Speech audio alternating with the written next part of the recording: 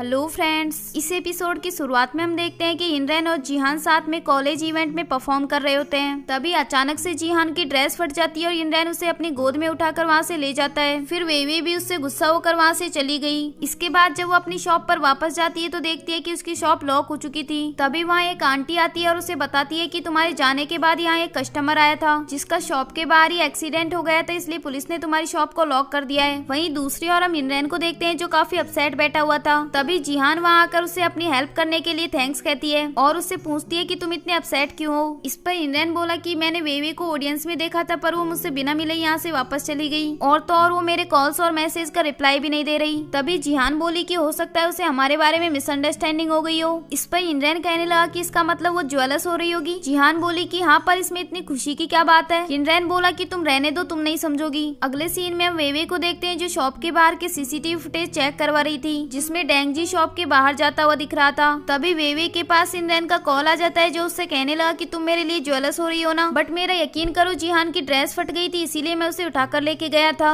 अच्छा बताओ तुम्हें मनाने के लिए मैं क्या करूँ, तुम्हारे लिए कोई रिंग खरीदूं या फिर नई ड्रेस या फिर सीधे ही तुमसे शादी कर लूं। लेकिन वेवे ने उसे बिना जवाब दिए ही कॉल कट कर दिया। तभी एक पुलिस ऑफिसर कहने लगा कि अभी इस केस की इन्वेस्टिगेशन चल रही है और ये केस आपकी शॉप से रिलेटेड है तो हम कुछ दिनों के लिए आपकी शॉप को सस्पेंड कर रहे हैं। अगले सीन में हम इनरेन को देखते हैं जो वेवे के लिए गिफ्ट लेने गया होता है और वो वहाँ लियू चैन को भी बुला लेता है ताकि वो गिफ्ट चूज करने में उसकी हेल्प कर सके। और वो लियू चैन से पूछता है कि मुझे वेवे के लिए क्या गिफ्ट लेना चाहिए। इस पर लियू चैन बोला कि तुम एक काम करो, तुम अपनी हड्डियों से एक रिंग बनवा लो, वेवे को कुत्ते की हड्डी से बनी रिंग जरूर पसंद आएगी। इस पर इनरेन कहने लगा कि तुम मजाक मत करो और कोई अच्छा आइडिया दो। लियू चैन बोला कि तुम्हें उसके लिए एक डायमंड रिंग लेनी चाहिए। इनरेन के पास इतने पैसे तो थे नहीं कि वो डायमंड रिंग खरीद सके, फिर वो खुद ही कुछ गिफ्ट लेने के लिए चला गया। इसके बाद वो वेवे के लिए काफी एक्सपेंसिव सी रिंग ले रहा होता है लेकिन वहाँ की सेल्स गर्ल उसे मेंस की रिंग दिखा रही थी क्योंकि उसे लग रहा था कि वो लियू चैन के लिए रिंग खरीद रहा है। तभी लियू चैन बोला कि आपको क्या लग रहा है कि मेरी पसंद इतनी बुरी है कि मैं इनरेन को लाइक करूंगा। इसके बाद सेल्स गर्ल उसे लड़कियों की रिंग दिखाती है लेकिन इनरेन को वेवे की अंगुली की साइज पता नहीं थी। वहीं दूसरी ओर हम वेवे को देखते हैं जो अपनी शॉप में काफी उदास बैठी हुई थी क्योंकि उसकी शॉप कुछ दिनों के लिए सस्पेंड हो गई थी। तभी वहाँ डेंगजी आ जाता है और उससे कहने लगा कि उस एक्सीडेंट से मेरा कोई लेना देना नहीं है, फिर भी पुलिस मुझ पर बेवजह शक कर रही है। इस पर वेवे बोली कि ये मेरी शॉप है, कोई मेंटल हॉस्पिटल नहीं है जो तुम बार बार मुंह उठाकर चले आते हो। तुम्हें जो बात करनी है वो पुलिस से करो, मुझसे नहीं। तभी वहाँ इनरेन आ जाता है जो डेंगजी से बोला कि लगता है एक बार पिटकर तुम्हारा मन नहीं भरा। ये कहकर वो उसे झाड़ू से मारने लग जाता है और फिर बेचारा डेंगजी वहाँ से भाग गया। इसके बाद इनरेन वेवे से कहने लगा कि देखो मैं टाइम पर आ गया ना तुम्हारी हेल्प करने। इस पर वेवे बोली कि मुझे तुम्हारी हेल्प नहीं चाहिए, तुम जाओ अपनी जिहान के पास। इनरेन कहने लगा कि तुम अभी भी उससे ज्वेलस हो क्या। तभी वेवे भी उसे झाड़ू से मारने लग जाती है और फिर वो भी उठकर वहाँ से भाग गया। इसके बाद नेक्स्ट मॉर्निंग का सीन दिखाया जाता है जहाँ वेवे की शॉप की वेटर उसके पास आती है और उससे कहने लगी कि मैं रिजाइन करना चाहती हूँ क्योंकि अब यहाँ कुछ काम तो है नहीं। अब तो बाहर के लोग भी बात कर रहे हैं कि जब से शॉप खुली है तब से एक के बाद एक एक्सीडेंट हुए जा रहे हैं। लगता है आपकी शॉप ही अनलकी है, मैं यहाँ काम करके अपना टाइम वेस्ट नहीं कर सकती।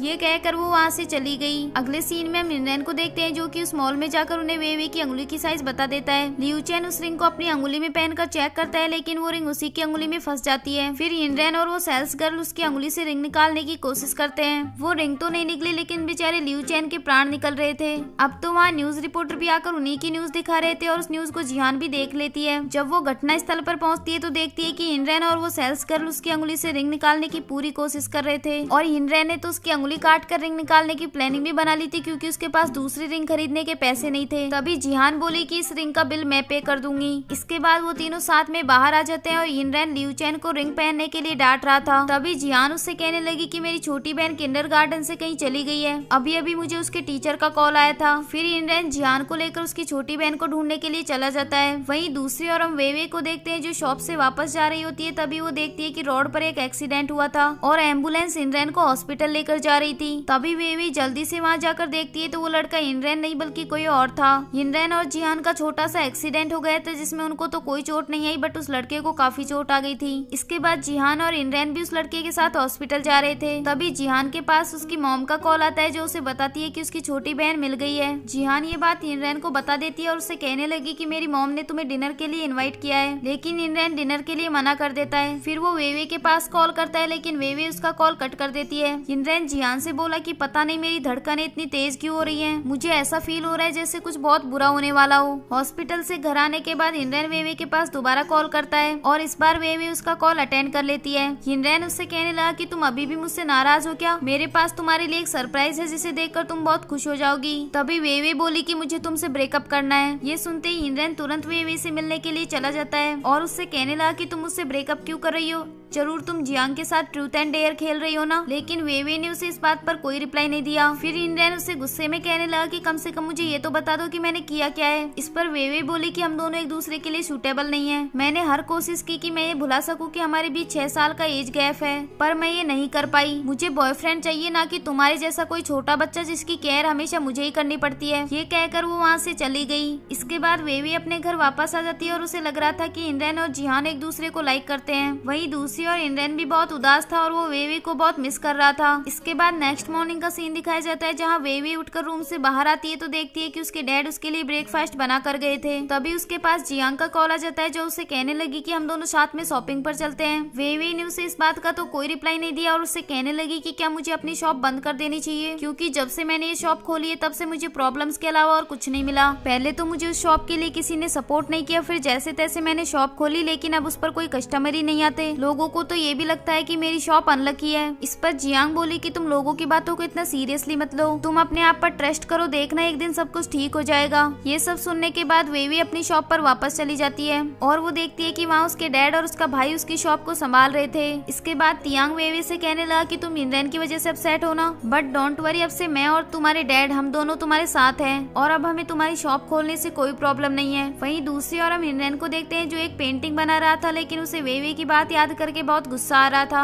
और वो गुस्से में अपनी पेंटिंग को ही खराब कर देता है। अगले सीन में हम देखते हैं कि जीचैन वेवे से मिलने आता है और उसे कहने लगा कि तुम्हारी जियांग से कोई बात हुई है क्या? उसने मुझे वीचैट से डिलीट कर दिया और मेरे कॉल्स भी अटेंड नहीं कर रही। इस पर वेवे बोली कि तुम्हारा उसके साथ कोई झगड़ा हुआ था क्या? जीचैन बोला कि मैंने उससे बस ये कहा था कि मैं उसे डेट करना चाहता हूँ, पर वो इस बात पर मुझसे नाराज हो गई। वहीं दूसरी ओर हम हिनरैन को देखते हैं जो अपने दोस्तों के साथ बैठकर ड्रिंक कर रहा था और कहने लगा कि उसने मुझे ये भी नहीं बताया कि मैंने ऐसा किया क्या है जो मुझसे ब्रेकअप कर रही है। वो बहुत सेल्फिश है, मुझे इस तरह अकेला छोड़कर चली गई, लेकिन मैं अभी भी उसे उतना ही लाइक करता हूँ। तभी लियू चैन बोला कि भाई ये लड़कियां ना कपड़ों की तरह होती है, इन्हें टाइम टू टाइम अपनी लाइफ से बाहर फेंक देना चाहिए। ये सुनकर जिहान और हिनरैन दोनों को उस पर गुस्सा आ जाता है और हिनरैन बोला कि तुम होगे कपड़ों की तरह और तुम्हारी पूरी फैमिली होगी, दोबारा अगर वेवे के बारे में कुछ गलत बोला ना तो मैं तुम्हें ही अपनी लाइफ से बाहर फेंक दूंगा। इस पर लियू चैन बोला कि तुम गुस्सा मत करो, मैं तो तुम्हारी भलाई के लिए कह रहा था। और इसी के साथ ही ये एपिसोड यही एंड हो जाता है। अगर आपने अभी तक इसके पिछले एपिसोड्स नहीं देखे हैं तो उनका लिंक आपको डिस्क्रिप्शन में मिल जाएगा और नेक्स्ट एपिसोड देखने के लिए इस चैनल को सब्सक्राइब कर लीजिए। Thanks for watching. Don't forget to like, subscribe and share the videos.